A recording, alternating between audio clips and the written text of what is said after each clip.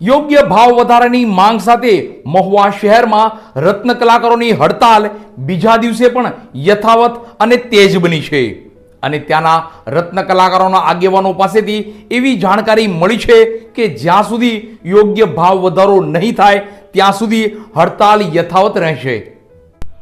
મહુવામાં રત્ન કલાકારોની હડતાલ મંગળવારે બીજા દિવસે પણ યથાવત રહી હતી, જેમાં સુરતથી રત્ન કલાકાર એસોસિએશનના પ્રતિનિધિઓ પણ ખાસ ઉપસ્થિત રહ્યા હતા।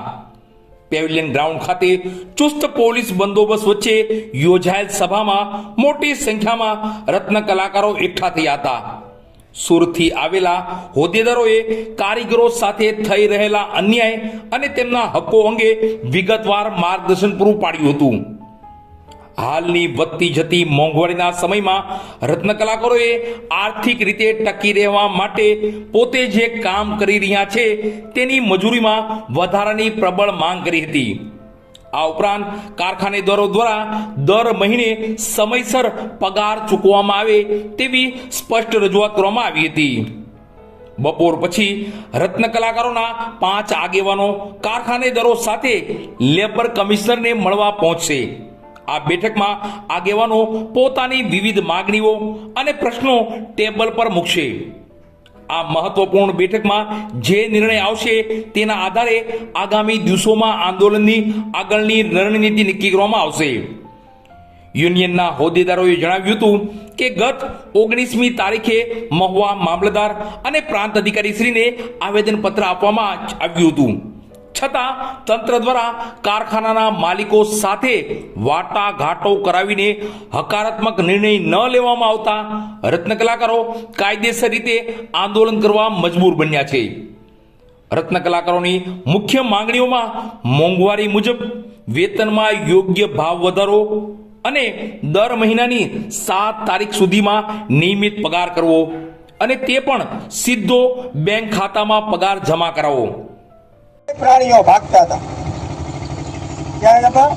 ભાગતા હતા। એમાં એક નાની અમથી ચકલી બાજુમાં જંગલની બાજુમાં તળાવ, અને તળાવમાં ચકલી મોઢામાંથી પાણી લઈ અને જંગલમાં રેડે।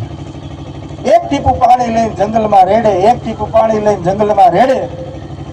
ત્યારે એને કોઈએ પૂછ્યું, મોટા પ્રાણીએ, કે ચકલી, આ તું જે કરે છો કે એક ટીપું પાણી લઈ અને જંગલના આગમાં તું રેડે છો, એનાથી આગ કઈ બુઝાવવાની નથી। ત્યારે ચકલીનો જવાબ સાંભળી આ તમામ જે રત્ન કલાકારો છે ને, આ જે કામે બેઠા છે ને અને જે સપોર્ટ નથી કરતા ને, એને લાગુ પડે છે કે જ્યારે ચકલીએ જવાબ આપ્યો તો કે આ જંગલનો જ્યારે ઇતિહાસ લખા હે, આ જંગલનો જ્યારે ઇતિહાસ લખા હે, અને જ્યારે ઇતિહાસ લખાય ને ત્યારે અમારું નામ હરગાવા વાળામાં નહીં, ઓલાવા વાળામાં આવશે। બાહેધરી એવી મને આપો કે અહીંથી મને કોઈ પણ પ્રકારનો સિંગલ ફોન આવે નહીં કે કારીગરો વિડીયો બોલાવે છે। આજે તમારો ભાઈ સમજો, તમારો મિત્ર સમજો, કે મોટી ઉંમરના જે કાકા હોય એને હું કહું કે તમારો દીકરો સમજો, તમારી પાસે એક વિનંતી કરું છું કે આપણી મધરાવટીને, આપણા કોલરને ક્યારેય ડાઘ લાગવો જોઈએ નહીં થાય। ધરાવીને ધાડનો નીપજે, પૂર્વીને મારું ન હોય, જેસલ જખરો નીકળ્યા જનીમાં હોથલે પદમણી હોય। આપણા કોલરે કોઈ દી ડાઘ ન લાગવો જોઈએ, અને આપણે તંત્રએ કોઈ દી સામેથી એમ કેવું ન જોઈએ તમારા કારીગરો આ કરે છે। અરે સાથી ઠોકીને કહું છું, મારો રત્ન કલાકાર કોઈ દી કાયદો હાથમાં ન લે સાહેબ। અરે મારો કારીગર છે ને, એ એકબીજાને સાથે લઈને હાલનારો આ રત્ન કલાકાર છે, અને એકબીજાનું કાયદાનું બંધારણનું સન્માન રાખનારો રત્ન કલાકાર છે। જ્યાં બેઠો હોય ને ત્યાંથી શરૂઆત થઈ જાય કે અહીંયા કોઈ દી કઈ થાય નહીં, અહીંયા શાંતિમય વાતાવરણમાં જ ચર્ચા થાય, અહીંયા કોઈ દી હુડીઓ ન બોલે, આ વિશ્વાસ લઈને હું ત્યાં જાઉં છું।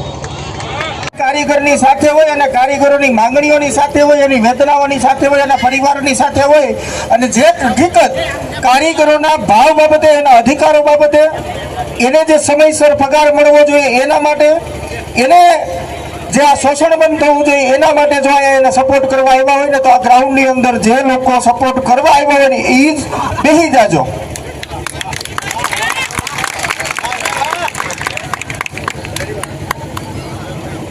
કારણ કે જો અહીંયા જ આપણે અલગ અલગ ફરશું તો આપણે કઈ જગ્યાએ એકતાનું પ્રદર્શન કરશું?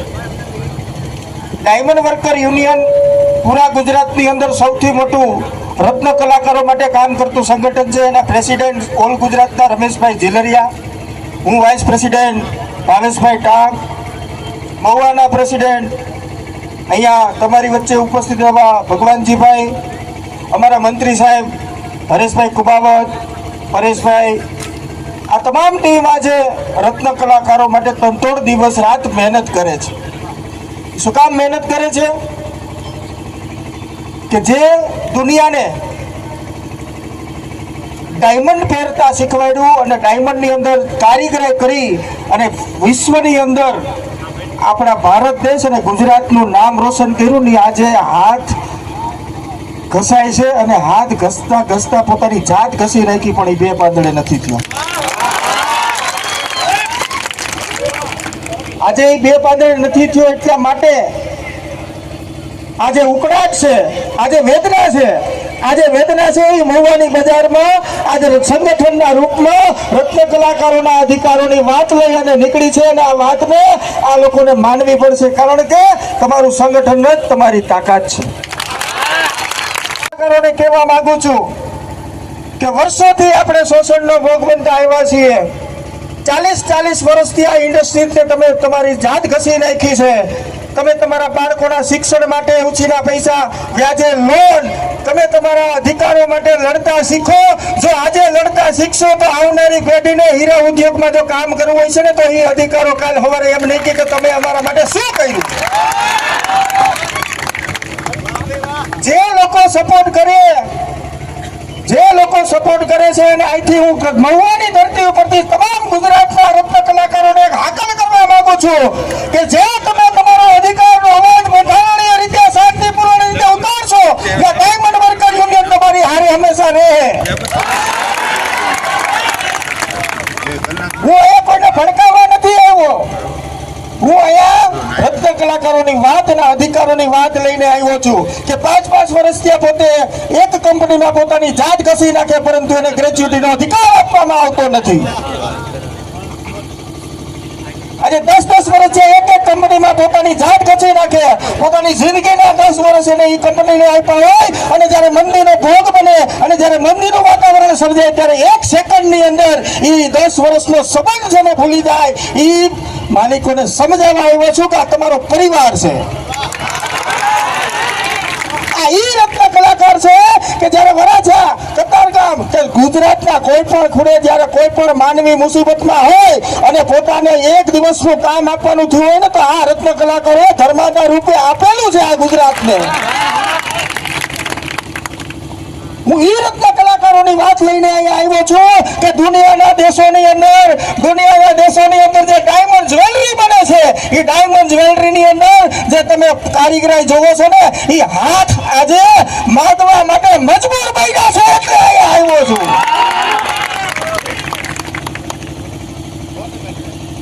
આજે મવાના રત્ન કલાકારોનો ખૂબ હું આભાર વ્યક્ત કરું છું અને અહીંના પોલીસ તંત્રને પણ કહેવા માંગુ છું સાહેબ, તમે સાથ અને સહકાર આપજો. અમે શાંતિપૂર્ણ રીતે બંધારણીય રીતે અમારો અધિકાર માંગી રહ્યા છીએ અને અમે કાયદોને વ્યવસ્થામાં માનનારા લોકો છીએ. અમે કાયદોને વ્યવસ્થા બગાડનાર લોકો નથી. અમારા રેકોર્ડ તપાસી લેજો. જ્યાં અમે ગયા છીએ ત્યાં સંતાને અમે કોઈ પણ અડચણરૂપ થાય એવા કાર્ય ક્યારે કર્યા નથી અને આવનારા દિવસોમાં કરીશું પણ નહીં. તમારો સાથ અને સહકાર અમારે જોઈએ છીએ કારણ કે તમે અમારા રક્ષક છો. એટલે તંત્રને જે અહીંયા જવાનો ઉભા છે એનો ખૂબ આભાર માનું છું. પોલીસનો પણ આપણે ખૂબ આભાર માનીએ છીએ કે આજે અહીંયા તંત્રએ આપને પોલીસ પ્રોટેક્શન પૂરું પાડ્યું છે. તો આજે કાલે મારી લેબર ડિપાર્ટમેન્ટ સાથે વાત થઈ, ભગવાનજીભાઈના કોન્ટેક્ટમાં હતો. તો આજે એ લોકો અહીંયા આવવાના છે અને શાંતિમય વાતાવરણમાં ચર્ચા થશે. તો શાંતિમય વાતાવરણમાં ચર્ચા હોય તો કોઈ પણ વ્યક્તિ અહીંયા બેઠેલો જે રત્ન કલાકાર છે, કોઈ પણ ખોટી રીતે અવાજ કે હુડિયો કરશે નહીં. મારી વાતમાં સહમત છો? આપણે એક કમિટી બનાવવાની છે અહીંયાની 11 જણાની. એ કમિટી, કારણ કે અહીંયા જે વાતાવરણ છે, અહીંયા એ લોકો અહીંયા આવવાના છે, પણ સ્વામિનારાયણ મંદિરની અંદર ચર્ચા રાખવાની છે. જે તમારામાંથી 11 જે કમિટી છે, એ કમિટી અત્યારે બનાવો. 11 રત્ન કલાકારોની કમિટી અહીંથી બનશે અને 11 લોકોનું પ્રતિનિધિત્વ એ લોકો સાથે ચર્ચા કરવા જશે. આજે તમારું નામ અને ડેઝિગ્નેશન ખાસ કરીને તમારો પરિચય. મારું નામ છે Bhavesh Tak, diamond worker union Gujarat vice president. હું આજે હીરા ઉદ્યોગની અંદર મહુવાની અંદર કામ કરતા રત્ન કલાકારો જે ભાવ વધારાની માંગ સાથે બંધારણીય રીતે જે હડતાલ ઉપર ઉતર્યા છે. આની પહેલા પણ 19 તારીખના રોજ મહુવાના મામલતદાર અને પ્રાંત અધિકારીને આવેદનપત્ર આપવામાં આવ્યું હતું કે અમારી માંગને સંતોષકારક જવાબ દેવામાં આવે, પરંતુ તંત્ર દ્વારા માલિકો સાથે વાટાઘાટો નહીં કરીને સંતોષકારક જવાબ નહીં આપતા રત્ન કલાકારો કાયદેસર રીતે હડતાલ ઉપર ઉતર્યા છે. રત્ન કલાકારોની માંગણી છે કે મોંઘવારી મુજબ ભાવ વધારો કરવામાં આવે, નિયમ મુજબ 7 તારીખે પગાર કરવામાં આવે અને જે એને પગાર જે છે એ બેંકના ખાતામાં નાખવામાં આવે ને લેબર કાયદા મુજબ કેન્દ્ર સરકાર દ્વારા જે 4 લેબર કોડ બહાર પાડવામાં આવ્યા છે, એના જે તમામ અધિકારો રત્ન કલાકારોને આપવામાં આવે એ બાબતે આજે અમે સુરતથી મહુવા ખાતે આવેલા છીએ. તમારા માધ્યમથી અમે ગુજરાતના શ્રમ અને રોજગાર મંત્રી શ્રી કુંવરજીભાઈ બાવળિયાને, ગુજરાતના ચીફ લેબર કમિશનરને, તમામને વિનંતી કરીએ છીએ કે ગુજરાતની અંદર જે કામદાર મુવમેન્ટ છે એ કામદાર મુવમેન્ટને ફેસ કરવા માટે ગુજરાતની અંદર શ્રમ વિભાગમાં મહેકમ ઓછું છે, તો મહેકમ વધારો કરી અને સ્ટેન્ડ બાય એક કમિટી બનાવવામાં આવે, નોડલ ઓફિસરોને નિમણૂક કરવામાં આવે. આ બાબતે ગુજરાતની અંદર રત્ન કલાકારોને પણ એક સંદેશો દેવા માંગુ છું કે વર્ષોથી આપ શોષણનો ભોગ બનો છો. જો તમે તમારો અધિકાર માટે અવાજ ઉઠાવશો તો ડાયમંડ વર્કર યુનિયન તમારી સાથે છે. તમારી એકતામાં જ તમારી શક્તિ છે. જો તમારે તમારો મોંઘવારી મુજબ ભાવ વધારવો હોય તો તમારે સંગઠન મજબૂત કરવું પડશે.